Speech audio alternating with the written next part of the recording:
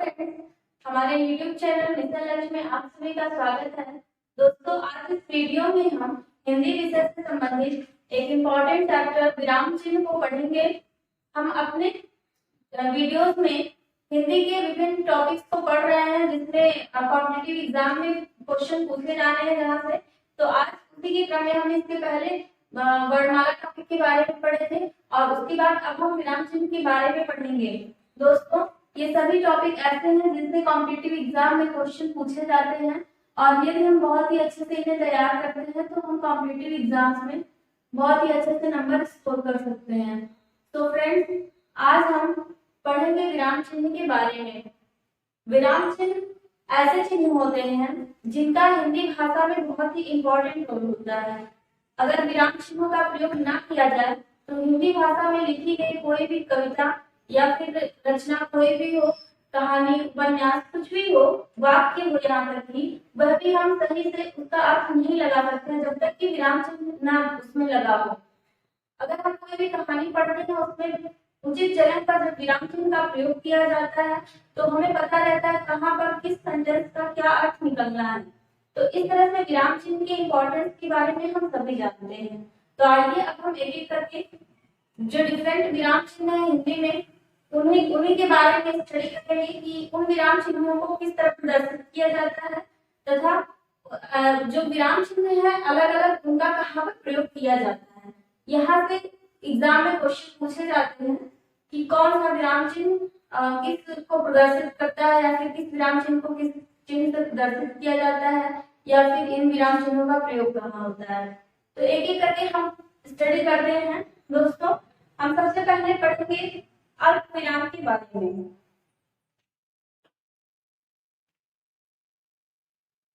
हम देखेंगे अल्प विराम चिन्ह।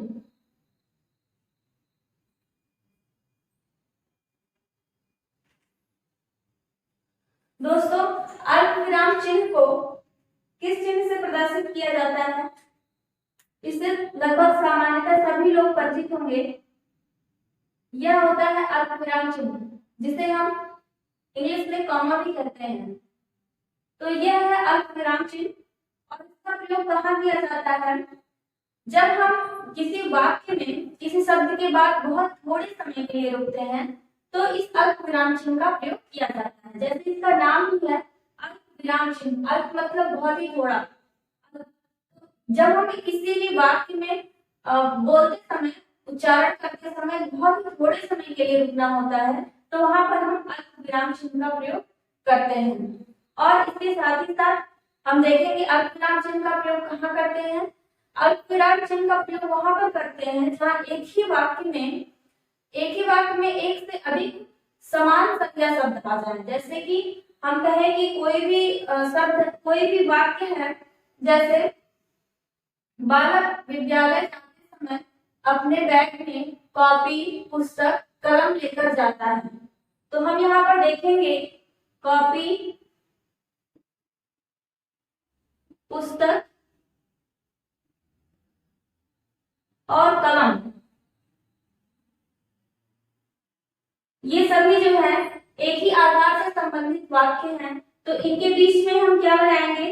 अल्प विराम चिन्ह का प्रयोग करेंगे। जब हम वाक्य को पूरा लिखेंगे, बालक विद्यालय में अपने साथ कॉपी, पुस्तक और कलम लेकर जाता है, तो यहाँ पर हम देख रहे हैं समान आधार वाले शब्द हैं। तो उस वाक्य में हम इन सभी शब्दों के बाद अल्प विराम चिन्ह का प्रयोग करते हैं। तो यहाँ से हमें क्लियर हो गया कि अल्प विराम चिन्ह किसे कहते हैं तथा अल्प विराम चिन्ह का प्रयोग कहाँ कहाँ पर किया जाता है। नेक्स्ट, अब हम देखेंगे अल्प विराम चिन्ह के बारे में।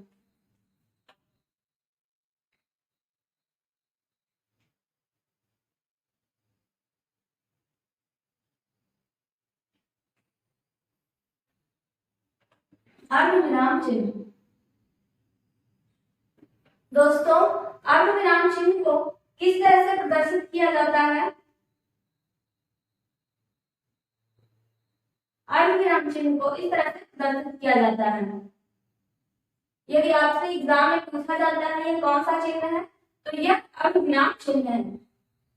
इसके भी नाम से हम देख सकते हैं यहाँ पर पूर्ण विराम चिन्ह में जितने देर के लिए हम रुकते हैं उससे आधे समय तक के लिए हम अर्ध विराम चिन्ह के प्रयोग के स्थान पर रुकते हैं। जब हम किसी भी वाक्य को पढ़ते हैं, जब हम भाषा का उच्चारण करते हैं, तो वहां पर यह चिन्ह होता है, तो हम अल्प विराम से ज्यादा समय के लिए और पूर्ण विराम से आधे समय के लिए हम रुकते हैं वहां पर जहां अर्ध विराम चिन्ह का प्रयोग होता है। यहाँ पर हम देखेंगे कि अर्ध विराम चिन्ह का प्रयोग कहाँ कहाँ पर किया जाता है।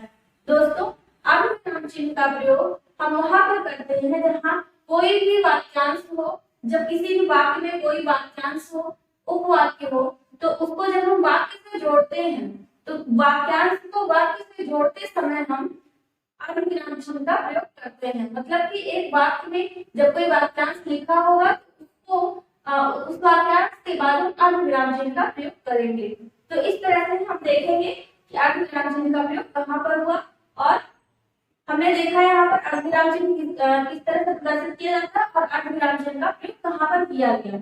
इसके बाद हम देखेंगे उपविराम चिन्ह। दोस्तों, उपविराम चिन्ह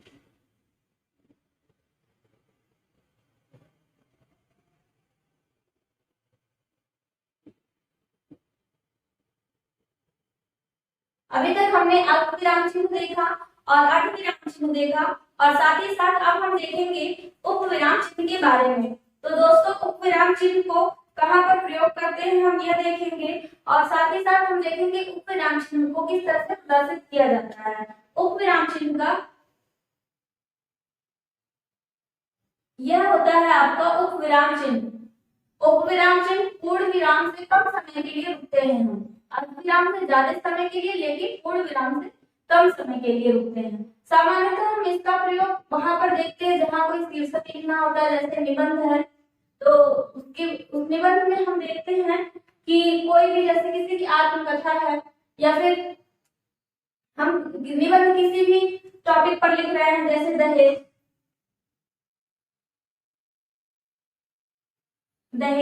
यहाँ पर हम लिखेंगे एक अभिशाप।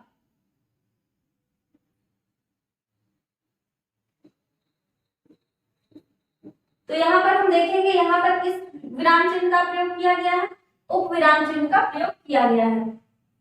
इसके बाद हम देखेंगे दोस्तों पूर्ण विराम चिन्ह के बारे में।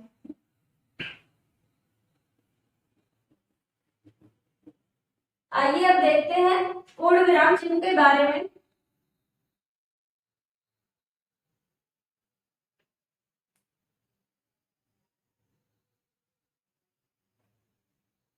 पूर्ण विराम चिन्ह, दोस्तों, पूर्ण विराम चिन्ह से आप सभी परिचित हैं। जितने भी हिंदी भाषी लोग हैं वे सभी पूर्ण विराम चिन्ह का उचित प्रयोग जानते हैं। पूर्ण विराम चिन्ह का प्रयोग कहाँ पर किया जाता है यह हम देखेंगे। इससे पहले हम देख लें कि पूर्ण विराम चिन्ह को प्रदर्शित किस तरह किया जाता है। पूर्ण विराम चिन्ह को इस तरह से हम प्रदर्शित करते हैं दोस्तों। जब वाक्य पूरा हो जाता है, जो भी हम कहना चाहते हैं, अपनी भाषा में, हिंदी भाषा में, जब भी किसी वाक्य हम कुछ एक्सप्रेस करते हैं अपनी बात को, तो जब वाक्य हमारा पूरा हो जाता है तो वाक्य के अंत में हम किस चिन्ह का प्रयोग करते हैं, पूर्ण विराम चिन्ह का प्रयोग करते हैं। यहाँ से यह चिन्ह सबको क्लियर हो गया है। तो यहाँ से हम एक क्वेश्चन आपको बताते हैं जो एग्जाम में पूछा गया है। एग्जाम में इस तरह से क्वेश्चन पूछा गया कि पूर्ण विराम चिन्ह का प्रयोग पूर्ण विराम चिन्ह का प्रयोग कब करते हैं। ऑप्शन में थे वाक्य के आरंभ में, वाक्य के अंत में, वाक्य के मध्य में, या फिर उपरोक्त में से कोई नहीं। तो यहाँ पर हमें क्या आंसर होगा, वाक्य के अंत में। जब भी हमारा वाक्य पूरा हो जाता है तो हम उसके अंत में क्या लगाते हैं, पूर्ण विराम चिन्ह का प्रयोग करते हैं। इसके बाद हम देखेंगे प्रश्नवाचक चिन्ह के बारे में।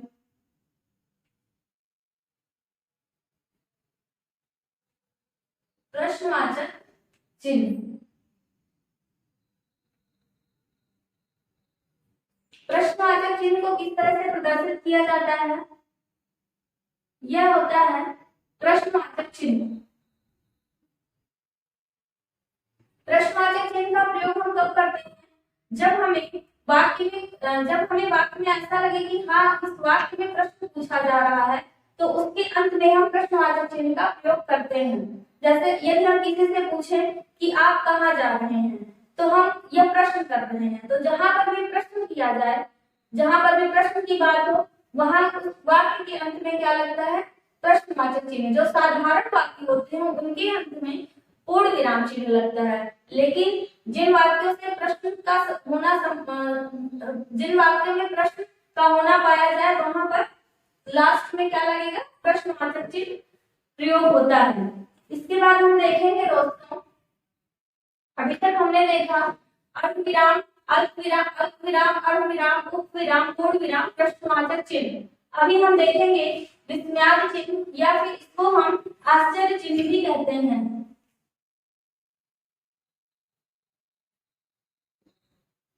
आश्चर्य चिन्ह, या फिर हम कहें इसको विस्मयादि चिन्ह। विस्मयादि चिन्ह को किस तरह से प्रदर्शित किया जाता है, यह देख लेते हैं। यह होता है विस्मयादि चिन्ह या फिर आश्चर्य चिन्ह। इसका प्रयोग कहाँ पर किया जाता है, जब भी वाक्य में कोई भी मनोभाव प्रकट होता है, चाहे वो हर्ष हो, विस्मय हो, या फिर कोई आश्चर्य हो, या फिर संबोधन हो, तो उसमें हम क्या प्रयोग करते हैं, विस्मयादि चिन्ह का प्रयोग करते हैं। दोस्तों, जब हम बहुत ज्यादा खुश हो जाते हैं या फिर बहुत ज्यादा दुखी होते हैं, तो हम कुछ ऐसे शब्दों का प्रयोग करते हैं जिससे कि मनोभाव की स्थिति प्रकट होती है, तो उन शब्दों के बाद में हम आश्चर्य चिन्ह का प्रयोग करते हैं। कहीं कहीं पर संबोधन के बाद भी आश्चर्य चिन्ह का प्रयोग किया जाता है। जैसे हम किसी को भी संबोधित कर रहे हो, जैसे भगवान को ही संबोधित करते हो, तो हम अगर कहें हे भगवान, हे भगवान, तो हम यहाँ पर हम भगवान को संबोधित कर रहे हैं, तो यहाँ इसके बाद क्या लगेगा, आश्चर्य चिन्ह लगेगा। इस तरह से हमने देखा इसके बारे में। अब इसके बाद हम देखेंगे योजक चिन्ह के बारे में।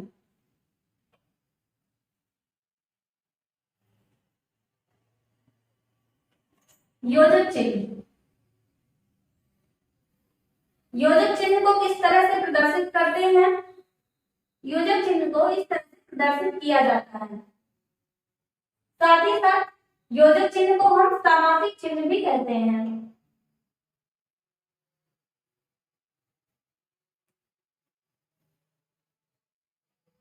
सामासिक चिन्ह, योजक चिन्ह को सामासिक चिन्ह क्यों कहते हैं, हम यह एक बार देखेंगे। योजक चिन्ह जो होता है, इसका प्रयोग समास में किया जाता है। दोस्तों, जब हम द्वंद्व समास का उदाहरण लेंगे, कोई भी उदाहरण लें हम द्वंद्व समास का, दिन रात, माता पिता, तो यहाँ पर हम देखेंगे कि इनके बीच में हम किस चिन्ह का प्रयोग कर रहे हैं, इनके बीच में हम योजक चिन्ह का प्रयोग कर रहे हैं। तो यह एक समास है, समास का उदाहरण है। कौन से समास का उदाहरण है, यह द्वंद्व समास का उदाहरण है। तो यहाँ पर हम कहेंगे कि चूंकि यह चिन्ह समास में प्रयोग हो रहा है, इसलिए इसे समासिक चिन्ह भी कहते हैं। इसका अन्य उदाहरण हम देखेंगे कि योजक चिन्ह को कहाँ पर प्रयोग किया जाता है, जब किसी भी शब्द की पुनरुक्ति होती है, बार बार रिपीट किया जाता है। जैसे हम कहीं जैसे किसी वाक्य में लिखा हो धीरे धीरे, जैसे वह धीरे धीरे घर जा रहा है, तो यहाँ पर हम धीरे धीरे शब्द को रिपीट कर रहे हैं, दोहरा रहे हैं। तो जब किसी भी शब्द को दोहराया जाता है दोस्तों, तो उसके बीच में योजक चिन्ह का प्रयोग किया जाता है। इस तरह से हमने देखा कि योजक चिन्ह का प्रयोग कहाँ कहाँ पर किया जा रहा है। इसके बाद हम देखेंगे योजक चिन्ह के प्रयोग के बाद अब हम देखेंगे दोस्तों विवरण चिन्ह के बारे में। नेक्स्ट है हमारा विवरण चिन्ह।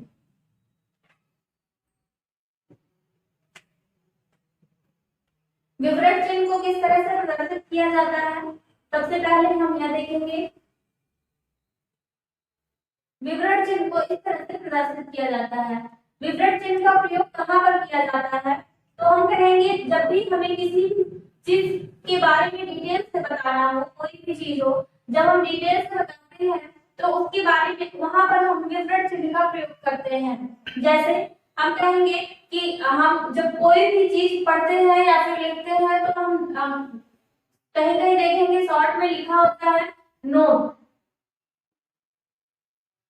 उसके आगे भी विवरण चिन्ह का प्रयोग किया जाता है। इस तरह से अलग अलग जगहों पर जब हम देखेंगे कहीं किसी चीज के बारे में डिटेल लिखी जाती है तो वहां पर विवरण चिन्ह का प्रयोग किया जाता है। जैसे हम किसी भी चीज के बारे में कुछ भी पॉइंट है उसके बारे में हमने कुछ नोट किया तो वहां पर विवरण चिन्ह का प्रयोग किया जाता है। इसके बाद हम देखेंगे दोस्तों, इसके बाद हम देखेंगे उद्धरण चिन्ह के बारे में।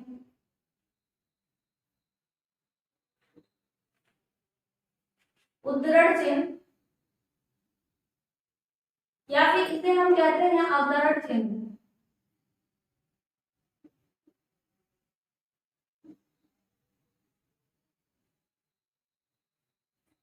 उद्धरण चिन्ह किस तरह से प्रदर्शित किया जाता है?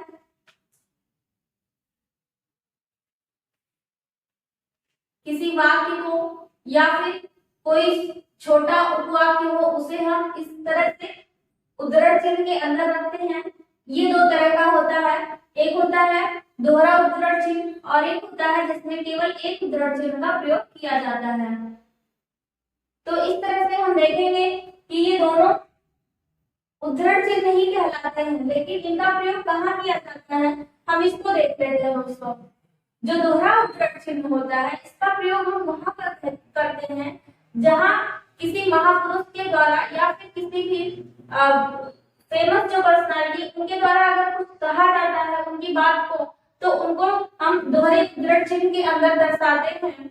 जैसे गांधी जी ने नारा दिया करो या मरो, करो या मरो। तो यह जो था यह एक महान पुरुष महात्मा गांधी जी द्वारा कहा गया और यह जो है चूंकि यह एक वाक्य था, यह एक नारा था उस समय जो उनके द्वारा कहा गया, तो यह हम उद्धरण चिन्ह के अंदर लिखेंगे और दोहरे उद्धरण चिन्ह के अंदर इसको हम लिखेंगे। जब कोई साधारणतः भी हम देखेंगे जब कोई कुछ बात कहता है, जैसे हम कहेंगे उसने कहा, उसने कहा, तो जब जो कहा गया जो वाक्य होता है उसको हम किसी अंदर उद्धरण चिन्ह के अंदर लिखते हैं कि जिस तरह से उसने कहा बिल्कुल सही उसी की बात को लिखने के लिए हम उसको अपनी भाषा में कन्वर्ट नहीं कर रहे हैं, लेकिन बल्कि हम उसको उसकी भाषा में ही उस चीज को लिख रहे हैं। तो उसको हम उद्धरण चिन्ह के बारे में उद्धरण चिन्ह के अंदर उसको हम लिखते हैं। यहाँ पर हम देखेंगे कि जब किसी की कही गई बात को एकदम बिल्कुल उसी की तरह ही लिखना हो, जिस तरह कहा गया हो उसी तरह लिखना हो, तो हम उद्धरण चिन्ह के अंदर लिखते हैं। और जो ये एक जो जिसमें एक उद्धरण चिन्ह होता है, जो ये दोहरा होता है, जो एक होता है केवल, इसका प्रयोग हम तब करते हैं जब किसी को उपनाम दिया जाता है। जैसे कहेंगे कि पंडित जवाहरलाल नेहरू को बच्चे प्यार से चाचा नेहरू कहकर पुकारते थे। तो यहाँ पर हम देख रहे हैं पंडित जवाहरलाल नेहरू को शॉर्ट में उपनाम क्या दिया बच्चों ने, चाचा नेहरू। तो जब हम लिखेंगे चाचा नेहरू उस वाक्य में तो हम कहेंगे कि यह उनका उपनाम था। तो इसे हम सिंगल इन्वर्टेड कामा में यानी कि उद्धरण चिन्ह जो इकट्ठा उद्धरण चिन्ह है उसमें हम लिखेंगे। तो यहाँ पर हमने देखा उद्धरण चिन्ह के बारे में